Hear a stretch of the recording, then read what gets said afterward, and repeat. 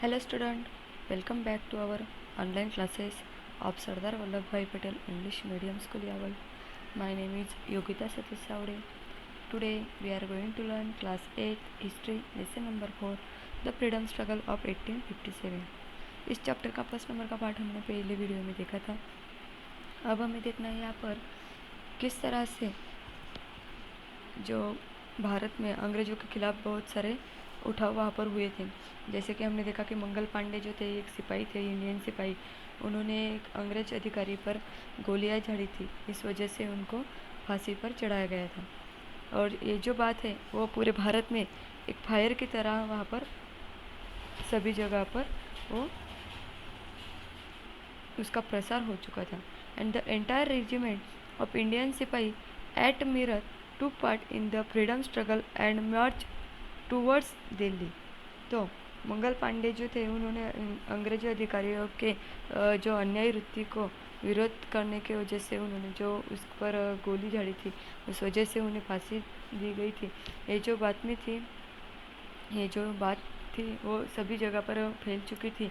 And जो मेरठ छावनी थी वहाँ पर जो हिंदी सैनिक थे उन्होंने उनकी जो पूरी पलटन थी वह बंड करके वहाँ पर उठी थी। उन्होंने बहुत सारा बंड वहाँ पर किया था, जैसे कि जो अंग्रेज़ों के विरुद्ध में उन्होंने बंड किया था।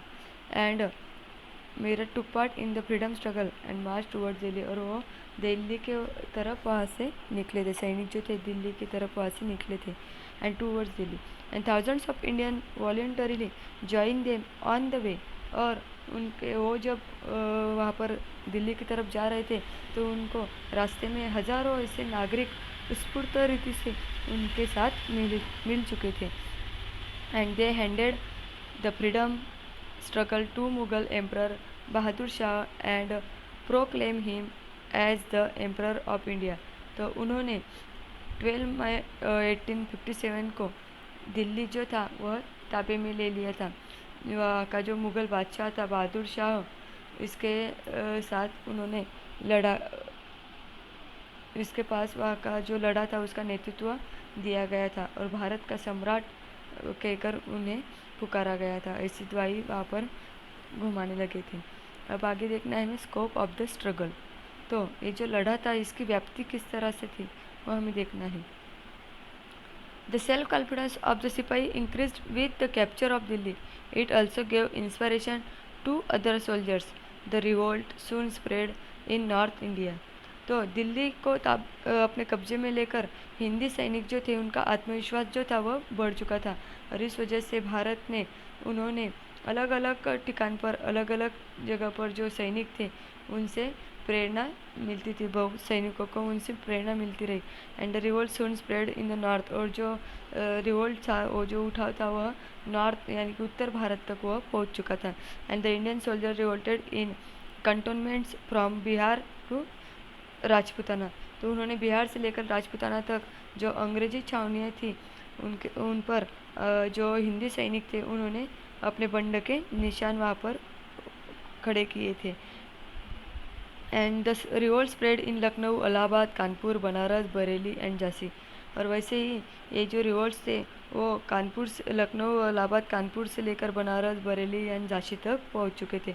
Letter it spread to south India, और उसके बाद वो साउथ इंडिया का यानी कि जो भारत का दक्षिण भाग है वहाँ पर भी वो पहुँच चुके थे।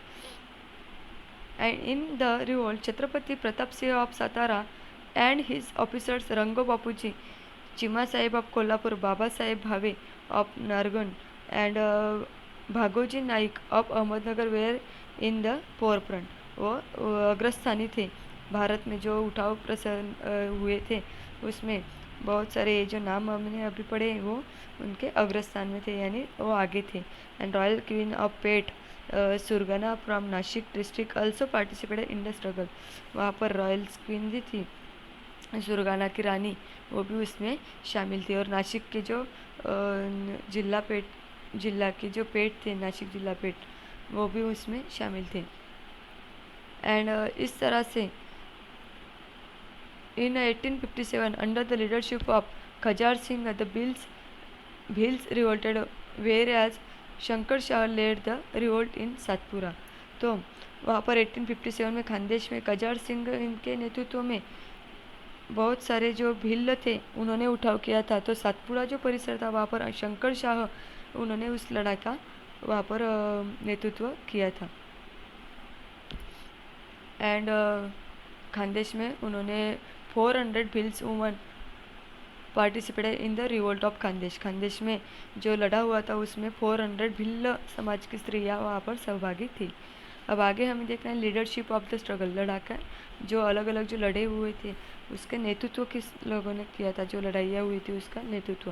तो during the 18th CE after the weakening of Mughal empire, invaders like Nadir Shah Abdali attacked India, and the Marathas understood that Mughal Empire cannot react to this foreign invasion and took up the responsibility of safeguarding India.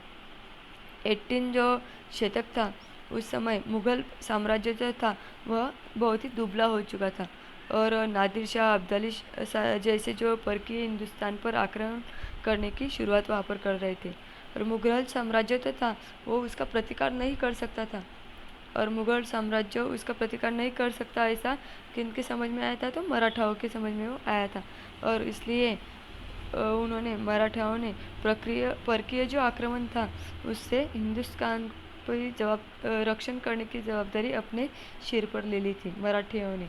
And इस वजह से इसी भूमिका से मराठे जो थे वह अब्दाली के विरुद्ध में उन्होंने पानीपत की जो लड़ाई थी 1857 की वो लड़ाई की थी, जैसे कि freedom struggle of 1857 to descended of Mughals. Bahadur Shah was incapable of fighting against the British and understanding the condition, Nana Sahib Peshwa, इस कंडीशन को समझते हुए नाना साहेब पेशवा जो थे उन्होंने रानी लक्ष्मीबाई ऑफ झांसी एंड तात्या टोपे टूक up the charge of the freedom struggle of 1857। उन्होंने 1857 के स्वातंत्र का जो जवाबदारी थी, जो जिम्मेदारी थी वो खुद उठाई थी।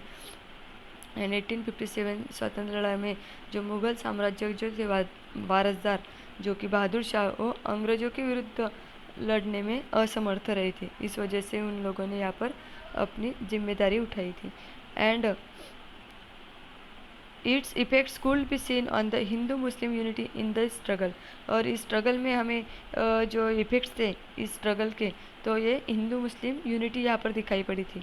And Maulvi Ahmadullah Kunwar Singh, Mughal commander Bakht Khan, Begum Hazrat Mahal led the revolt in various regions. ऐसे अलग अलग लोगों ने वहाँ पर अपने अपने एरिया में बहुत सारे स्ट्रगल्स वहाँ पर किए थे। मुग़ल सेनापति बख्त खान, बेगम जो थी हजरत महल उन्होंने, और जो मौलवी अहमद उल्लाह थे, कुंवर सिंह, ऐसे लोगों ने। अब आगे हमें देखना है the nature of revolt in Delhi, Kanpur, Lucknow, Jhansi, west Bihar was more fights. और जो कानपुर, झांसी और लखनऊ, दिल्ली में जो लड़े हुए थे, जो स्ट्रगल्स हुए थे, वो बहुत ही ऐसे विशेष रूप से उन्होंने विशेष ऐसा उग्र रूप वहाँ पर धारण किया था, उसका जो स्वरूप था वह बहुत ही बड़ा था। अब हमें देखना है क्रशिंग ऑफ स्ट्रगल, यानी कि बीमोड़, ये जो स्ट्रगल्स हुए थे उसका बीमोड़ किस तरह से हुआ था। The Indians wholeheartedly fought against the British, including soldiers, zamindars, kings, commanders, and common people. The Indian सिपाही started the freedom struggle before the fixed time. तो भारतीय जो थे, जो अंग्रेजों के साथ अपना प्राण त्यागने के, यानी उनके साथ लड़ने के लिए अपना प्राण त्यागने के लिए भी वो तैयार थे। एंड उसमें बहुत सारे सैनिक, बहुत सारे ज़मींदार, राजे, सेनापति, जनता भी उसमें शामिल थी। एंड जो भारतीय सैनिक थे उन्होंने जो नियोजित टाइम था उनका, उस समय के पहले ही उसका उठाव जो था वो शुरू कर दिया था। And initially they succeeded but military strength and जो मिलिट्री स्ट्रेंथ थी, जो एडमिनिस्ट्रेशन था ब्रिटिश रूल का वॉज वास्ट, तो उसके वजह से जो मिलिट्री स्ट्रेंथ थी शुरुआत में जो उन्होंने अपने आप पर यश प्राप्त किया था, लेकिन अंग्रेजी जो सत्य के जो सैन्य थे उसकी जो संख्या थी वह बहुत ही बड़ी थी। इस वजह से the British crush down the struggle by all means, इस वजह से अंग्रेज़ों ने सभी जगह के जो उठाव थे, सभी जगह के जो लड़ाई हुई थी वो सभी लड़े उन्होंने उस पर दबाव डाल दिया था। सैन्य संख्या और प्रशासक की ताकत उनकी बड़ी थी, इस वजह से उन्होंने साम दाम दंड भेद उनका इस नीति का वहाँ पर उपयोग किया था। और यूज़ करने के बाद उन्होंने अंग्रेज यानी हिंदुस्तानियों के जो उठाव थे वह दबा डाले थे। The British made quick recovery and within next 6 months regained the lost territories. Rani Lakshmibai, Kunwar Singh and जो अहमदुल्ला थे लेड देयर लिव्स, उन्होंने अपने प्राण वहाँ पर गंवाए थे। And Bahadur Shah was impressed at Rangoon, Nana Sahib eight and Begum Hazrat Mahal took shelter in Nepal, उन्होंने नेपाल में आश्रय लिया था। And Tatya Tope fought for next 10 months against the British, but due to betrayal he was caught and hanged to death. लेकिन कुछ दिनों के बाद वह पकड़े गए थे, उन्हें भी वहाँ पर फांसी पर चढ़ाया गया था। And in this way by the end of 1858 the British ruthlessly crush down the struggle, और 1858 के आखिर तक अंग्रेजों ने ये सभी जो स्ट्रगल था वह वहाँ पर कठोर रीति से वहाँ पर दड़प डाला था, यानी बंद कर दिया था। Even though the struggle began with the discontent among Indian soldiers, but later the peasant artisans, common people, tribes came together to fight against the British. और जबकि उस लड़ाई की जो शुरुआत अंग्रेजी सैनिकों के असंतोष से शुरू हुई थी, और उसमें बहुत सारे शेतकरी यानी कि कारागिर और बहुत सारे जो सामान्य जनता, आदिवासी, वो भी अंग्रेजों के विरुद्ध में वहाँ पर एक जगह पर आकर वहाँ पर वो खड़े हुए थे। और ऐसी जो अन्यायकारी जो राजवट थी उसका पड़ाव करने के लिए बहुत सारे लोगों ने, कॉमन जो जनता थी, सामान्य जनता ने भी वहाँ पर प्रयत्न किए थे। And in this rebellion Hindus Muslim stood up with a great force, और इन जो रिबिलियन था, ये जो रिबिलियन था उस समय हिंदू और मुस्लिम जो थे वह सभी एक दूसरे के साथ मिलकर उसके विरुद्ध में वहाँ पर बड़ी ताकत से वो खड़े हुए थे। And their common aim was, उनका कॉमन ऐसा ध्येय था कि वहाँ पर जो उनका एक ही कॉमन ध्येय था कि अंग्रेज़ों को यहाँ से हटाना। एंड उनका common aim was overthrowing the British from India, कि अंग्रेज़ों को अपने देश से बाहर निकालना, यही उनका कॉमन ध्येय वहाँ पर वो मानते थे।